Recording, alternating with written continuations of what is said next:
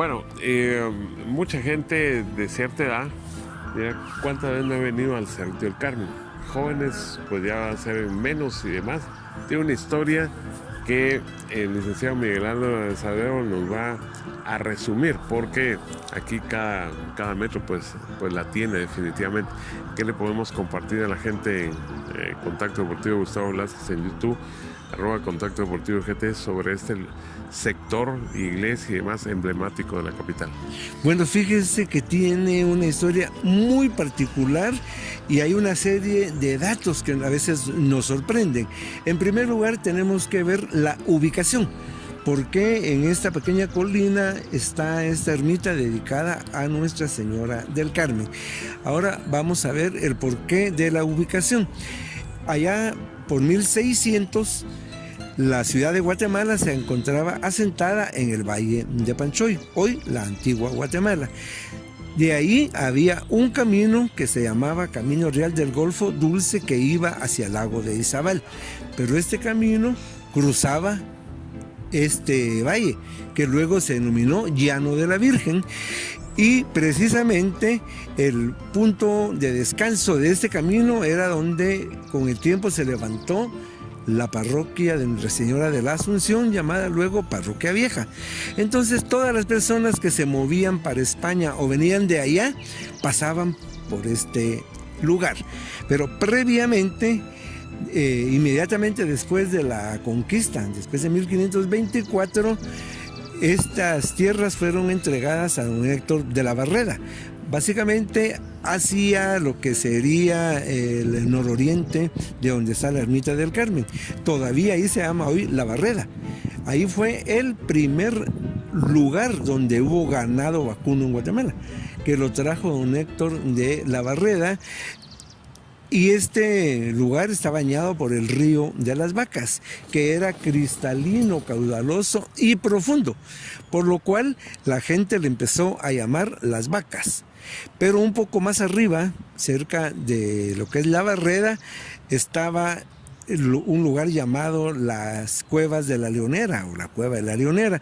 Aquí entendemos a qué se entiende por eso. Leoneras eran los espacios donde los ermitaños se refugiaban para llevar una vida precisamente ermitaña. Esto es lo que corresponde a Guatemala. Por el otro lado, en España vivía Santa Teresa de Jesús. Santa Teresa tenía un hermano, el capitán Cepeda y Ahumada, que había sido nombrado para cumplir una función de Estado Real en Guatemala. Ella se puso muy contenta que su hermano venía a las Indias, entonces preparó un regalito, una imagen de la Virgen. Sin embargo, el capitán ya no vino a Guatemala y ella se murió en 1582, pero quedó en la intención de las carmelitas allá en Ávila guardar la Virgen y en algún momento determinado mandarla a Guatemala.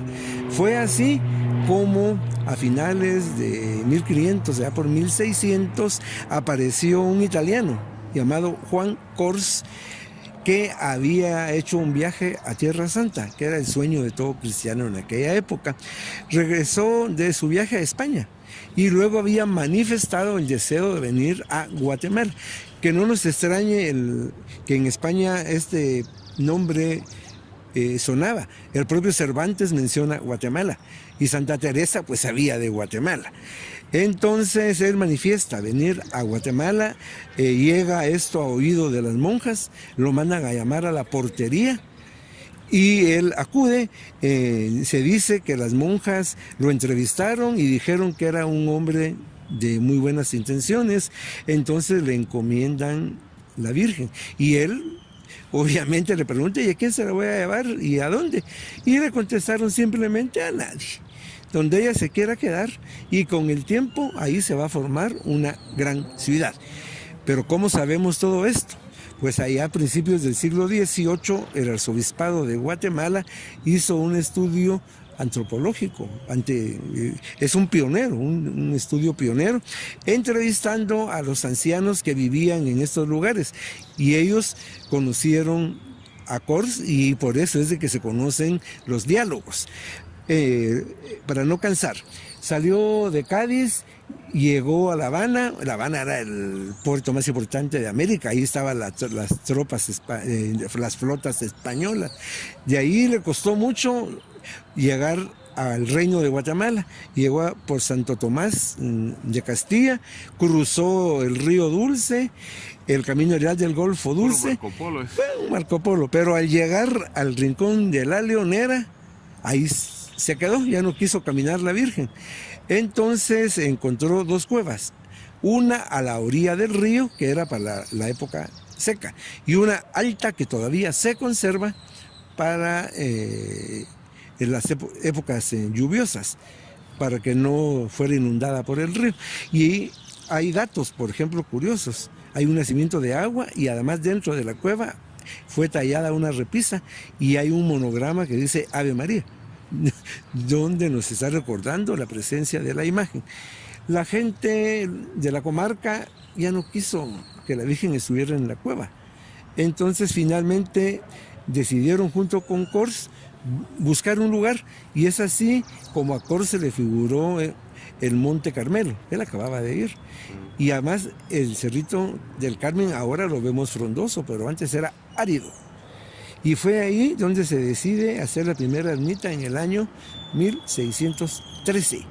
Esta se quemó, era de paja, se hizo en 1620 una de teja, y posteriormente otro gran ermitaño nacido en Santa Catarina Pinula, Juan José Morales Alfarol y Roa, viene a vivir frente al cerrito en una torrecita que aún existe, y fue el guardián de la Virgen, y a él se le debe la construcción de la nueva ermita cubierta ya de bóvedas.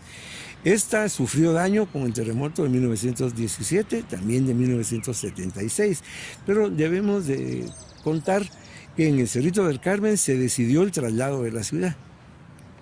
Aquí, el día 14 y 15 de enero de 1774, se votó por el traslado de la ciudad. Y el 1 de enero de 1776, previo a las elecciones municipales del recién trasladado ayuntamiento, se hizo una misa en el Cerrito del Carmen. Aquí empezó la vida de la ciudad y aquí se cumplen aquellas palabras de Santa Teresa, y con el tiempo se formará una gran ciudad. Y cuando ya se planifica, primero los proyectos de Díez de Navarro y luego de Marcos Ibáñez, la ciudad parte precisamente del punto que hoy sería Segunda Calle y 12 Avenida. Ahí nació el trazo de la ciudad de Guatemala. El Cerrito del Carmen pues es uno de los puntos icónicos de la ciudad, un área de paseo, mencionado por muchos escritores nacionales y extranjeros, incluyendo a José Martí, Enrique Gómez Carrillo, y también podemos mencionar como punto de partida del arte, dado por ejemplo que De Zuca, un gran pintor del siglo XIX, pinta una panorámica de la ciudad desde este emblemático lugar, y todos los fotógrafos, incluyendo a Edward Muybridge en 1875, no dejaron de venir al Cerrito del Carmen. Y para terminar, nos encontramos con una cruz, es obra del reconstructor del templo en 1925, Guido Albani. Es una cruz de concreto, tiene la fecha 1925 y conmemora el renacimiento del Cerro del Carmen. Y por cierto, hoy hay una fundación privada, Teoché, que en conjunto con la municipalidad le están dando mantenimiento al parque, y podemos ver la recuperación de los jardines, de los bienes patrimoniales como la Fuente de México, así como las distintas bancas. Y el Cerrito del Carmen es un centro de espiritualidad, pero también debemos de aprovecharlo para venir a recrearnos. Bueno, y cerramos en nuestro último minuto. Cuente a la gente así compacto, y ahí lo van a ver en la fotografía. Miguel Álvarez Arreo, encomendado de reconocer si es o no la imagen que había sido, lamentablemente, como ha ocurrido tantos, robada. Bueno, cuando se perdió la Virgen, y yo exclamé una frase a un medio de comunicación: se han robado el alma de la ciudad. Ahí se acuñó ese término porque fue la primera plana de un importante rotativo en la ciudad. Estuvimos muy tristes, pero nunca se perdió la esperanza de que esta imagen iba a aparecer.